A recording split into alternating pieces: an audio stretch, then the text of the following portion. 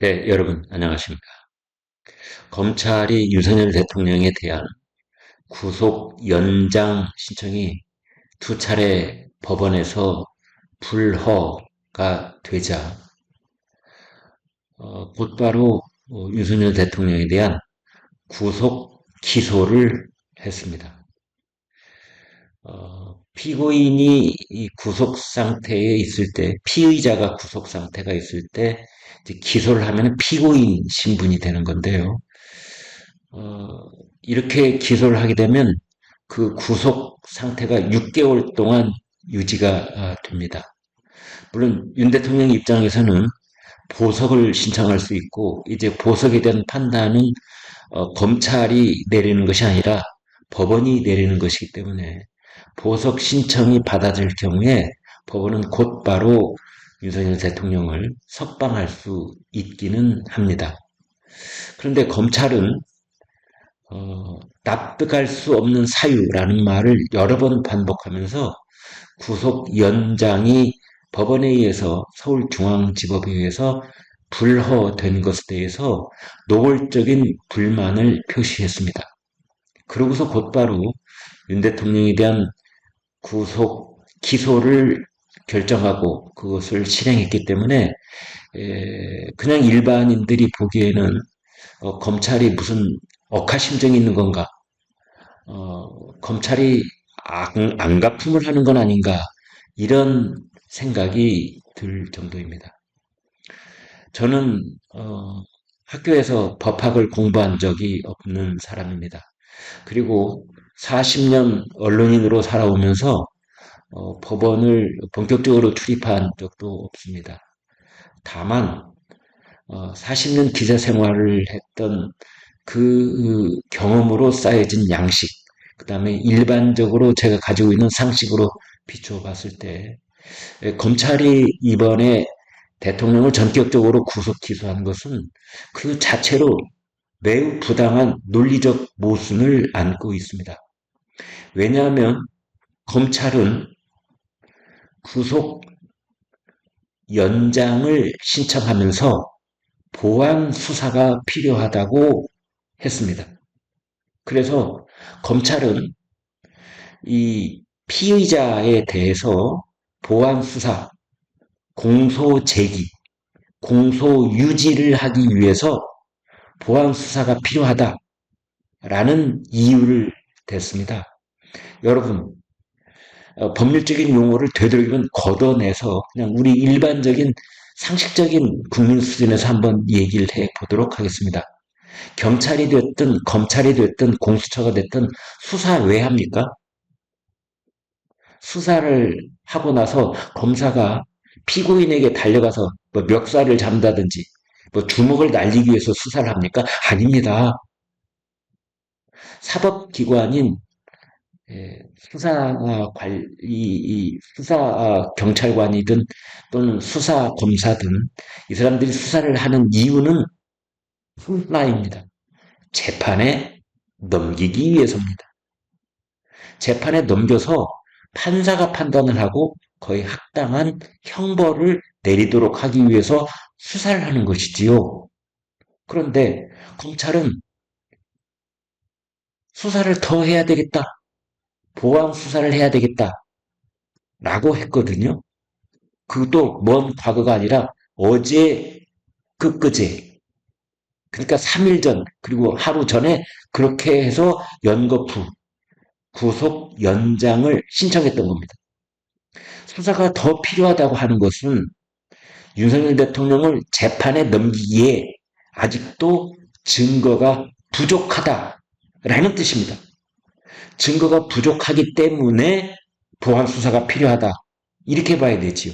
그런데 조금 전에 오늘 갑자기 뭐 전국 검사장 회의까지 개최를 했다는 대검이 한마디로 말하면 검찰총장이 마치 모든 증거가 완성됐다. 증거가 차고 넘친다. 검찰의 특수본이라고 하죠.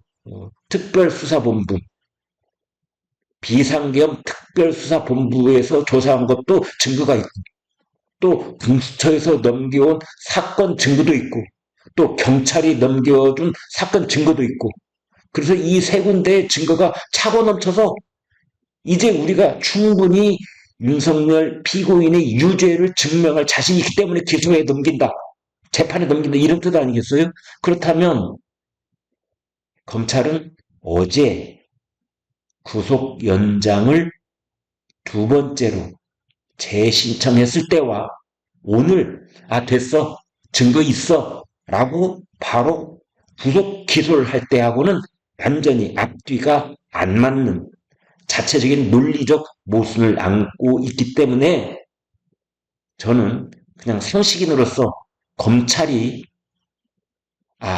뭔가 단단히 삐뚤어진 결정을 내리고 있구나. 억하심정이구나.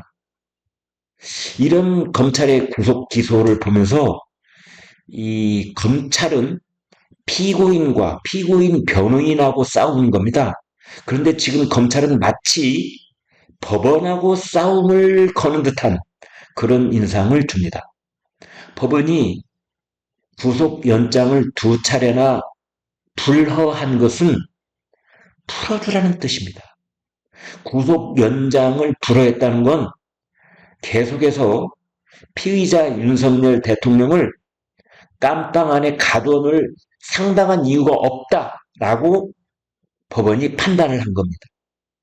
그런데 검찰이 거기에 불복하는 그런 첫 번째의 반항 조치로 구속 연장을 재신청하고 그것마저 불허가 되자 이번에 곧바로 구속기간이 만료되기 직전에 기소를 한 겁니다.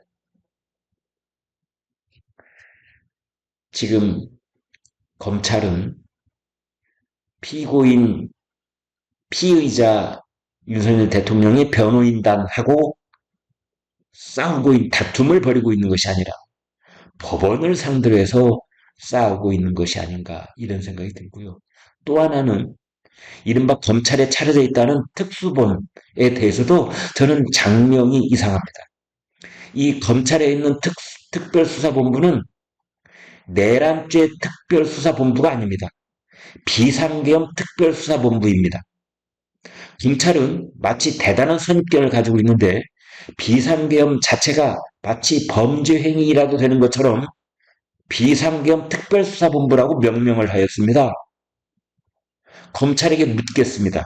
비상계엄이라는 말은 우리나라 헌법 제77조에 나오는 말입니다. 이 말은 제가 하도 반복하기 때문에 이제는 입이 아파서 더 이상 하기 싫을 정도.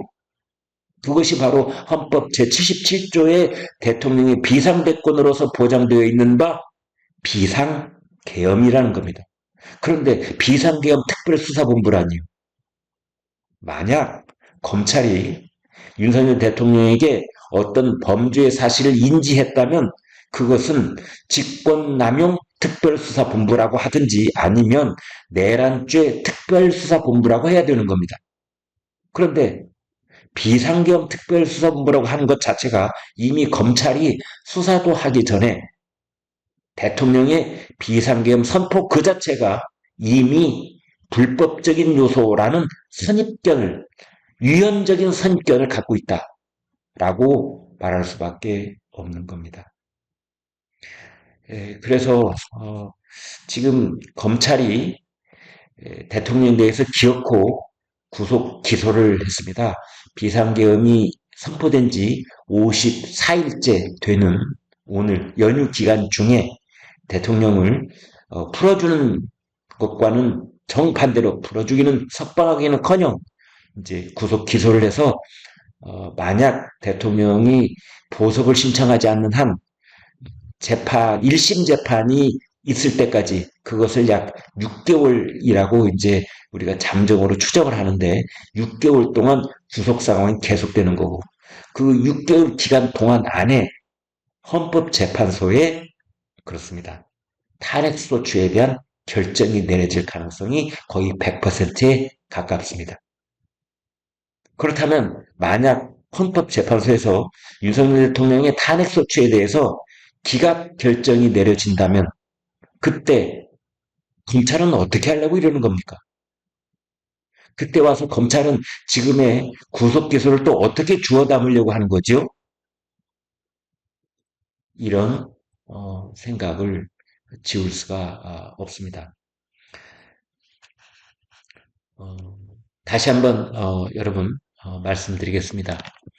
그 법조문이라고 하는 것이 헌법이 됐든 형법이 됐든 형사소송법이 됐든 개헌법이 됐든 그 무엇이 됐든 그것은 성경책이 목사님들의 것이 아니듯이 헌법과 형법과 형사소송법과 개헌법이 판사나 검사나 변호사건들의 것만은 아닙니다. 그건 일반 국민들의 것입니다. 따라서 저같이 비법조인도 형법과 헌법과 형사소송법에 대해서 우리가 읽은 그대로 말할 수 있는 겁니다. 그 차원에서 얘기를 해본다면 이것은 정말 납득하기 어려운 그러한 행동을 지금 대검, 검찰총장, 검찰이 하고 있다라는 생각을 지울 수가 없습니다. 이것은 대통령이 비상계엄을 선포하는 그 절차상의 문제가 있었느냐 없었느냐 또는 그것이 과연 유연적인 요소를 안고 있는 것인가 아닌 것인가라는 것을 최종적으로 법원과 헌법재판소가 판단함에 있어서 그것에 대해서 제가 미리 예단하는 그런 결론을 말씀드리려고 하는 것이 전혀 아닙니다. 다만 우리가 상식인으로서 우리가 읽어볼 수 있는 헌법과 형법과 형사소송법에 비추어 봤을 때 검찰이 하고 있는 말 그리고 검찰이 어제 한 말과 오늘 하고 있는 말 사이에 너무나도 현격하게 앞뒤가 틀려 있는 자기 모순에 빠져 있다는 그러한 생각을 지울 수가 없어서 이렇게 말씀드립니다. 검찰은 도대체 지금 누구하고 싸우고 있는 겁니까?